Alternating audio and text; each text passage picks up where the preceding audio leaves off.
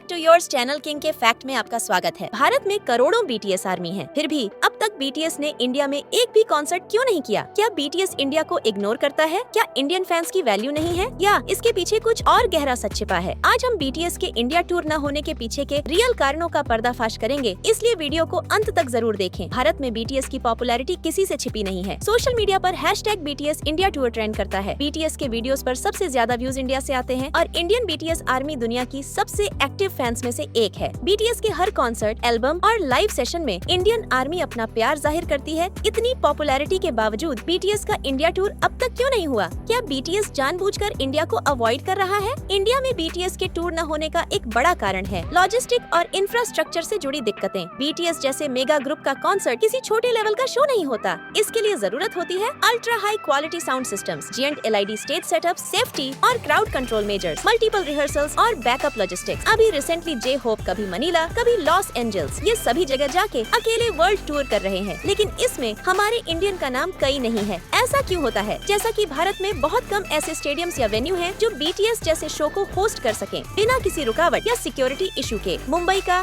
या दिल्ली का stadium target venue हो सकते हैं, लेकिन अब तक कोई फाइनल स्टेप नहीं लिया गया। अगर बीटीएस इंडिया में परफॉर्म करता है तो टिकट की डिमांड आसमान छू जाएगी, लेकिन प्राइसिंग एक बहुत बड़ा मुद्दा है। बीटीएस के कंसर्ट्स की इंटरनेशनल टिकट्स $150 से $500 तक जाती हैं। इंडिया में इतने महंगे टिकट्स बहुत से फैंस अफोर्ड नहीं कर पाएंगे। फिर सवाल उठता है, क्या कंपनी को प्रॉफिट होगा? और अगर टिकट सस्ते किए जाएं, तो प्रोडक्शन क्वालिटी पर असर पड़ेगा। ये एक ऐसा बैलेंस है जिसे HYBE अब तक इंडिया के लिए सेट नहीं कर पाया है। हालांकि K-पॉप का ग्लोबल अपील बहुत स्ट्रॉन्ग है, लेकिन इंडिया में कल्चर और लैंग्वेज का गैप आज भी एक बड़ी दीवार है। बीटीएस भले ही इंग्लिश समझते और बोलते हैं, लेकिन उनका म्यूजिक मेजरली कोरियन में होता है। इंडियन ऑडियंस का बड़ा हिस्सा K-पॉप से अभी भी उतना कनेक्ट नहीं कर पाया है जितना कोरिया, जापान या अमेरिका में होता है। लेकिन ये गैप धीरे धीरे कम हो रहा है, खासकर यूट्यूब, इंस्टाग्राम और हिंदी डब कंटेंट के जरिए। अब सवाल ये है, क्या बीटीएस इंडिया आएगा? बहुत संभव है कि बीटीएस के सोलो एक्ट या उनके फ्यूचर यूनिट्स इंडिया में आकर परफॉर्म करें। इंडियन बीटीएस आर्मी ने हमेशा अपने प्यार और डेडिकेशन को साबित किया है, चाहे वो ट्विटर कैंपेन्स हो,